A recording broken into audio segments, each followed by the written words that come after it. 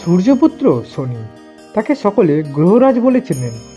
তার আড়াই বক্র দৃষ্টি এবং সাড়ে সাতিকে সবাই ভয় পান, কারণ শনি হল বাধাকারক গ্রহ।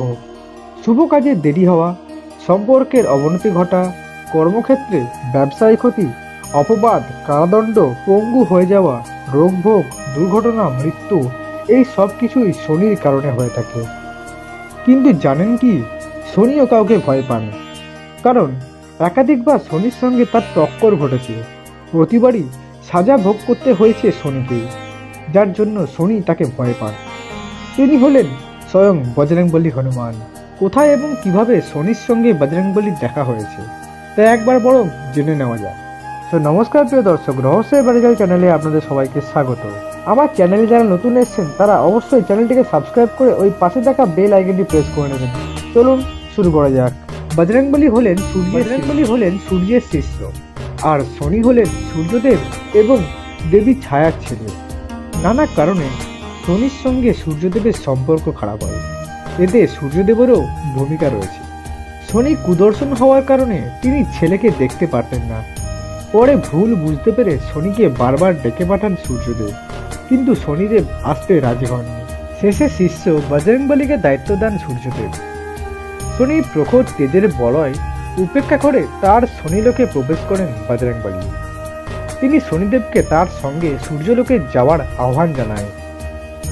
শনি তো হেসেই উড়িয়ে দেন, উল্টে এক বানর বিনা অনুমতিতে তার লোকে প্রবেশ করেছে আর তাকে নিজের সঙ্গে যেতে বলছে। এসব দেখে শুনে কুপিত হন তিনি। কথিত আছে এরপর শনি সরাসরি আক্রমণ করেন হনুমানকে, কিন্তু সুবিধা করে উঠতে পারেননি। উল্টে বজরংবলী তাকে বেশ কয়েকবার আছাড় মেরে তুলে নিয়ে যান সূর্যলোকে। এদের মধ্যে দ্বিতীয় কাহিনীটি সবথেকে বেশি প্রচলিত। লঙ্কা রাজা রাবণ তার ছেলে মেঘনাদের মৃত্যুতে ক্ষুব্ধ হয়ে সব গ্রহদের বন্দী করেছিলেন, তার মধ্যে শনিদেবও ছিলেন। শিবভক্ত রাবণ শিবের শক্তিতে বলীয়ান ছিলেন। সেই বিশেষ শক্তি বলেই তিনি বন্দী করেছিলেন সব গ্রহদের। রাবণের মৃত্যুমান খুঁজতে খুঁজতে হনুমান এবার পৌঁছে যান তার কারাগারে। সেখানে তিনি সব গ্রহকে বন্দী অবস্থায় দেখতে পান। হনুমান তাদের মুক্ত করেন। তখন সব গ্রহরাই হনুমানকে আশীর্বাদ করেন। সেই আশীর্বাদে তারা জানান হনুমান এবং তার ভক্তদের ওপর কখনো গ্রহদের কুপ্রভাব পড়বে না, পড়লেও ধীরে ধীরে কেটে যাবে। এরপর তৃতীয় কাহিনী। কলিকাল শুরু হয়ে গেছে।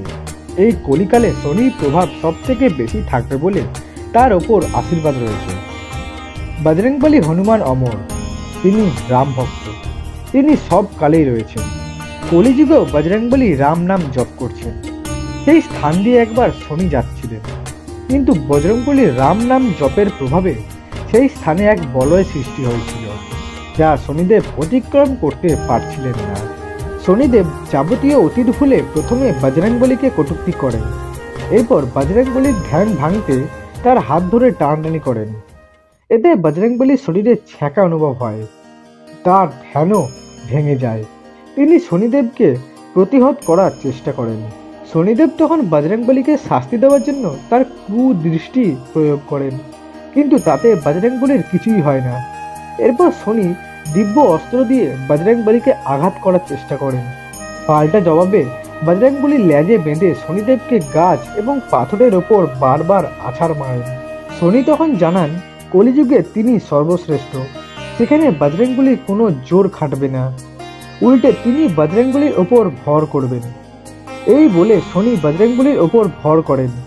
এতে বজরংবলীর মাথায় চুলকনির মতো অনুভব হয়। তিনি বিরাট আকারের পাথর তুলে নিয়ে নিজের মাথা ঘষতে শুরু করেন, যাতে শনির শরীরে আঘাত লাগে। আর এইসব কারণের জন্য শনিদেব বজরংবলী হনুমানকে ভয় খান। আর ভিডিওটি শেষ করার আগে যারা বজরংবলী হনুমানের ভক্ত তারা কমেন্ট বক্সে অবশ্যই লিখে দেবেন জয় হনুমানজি।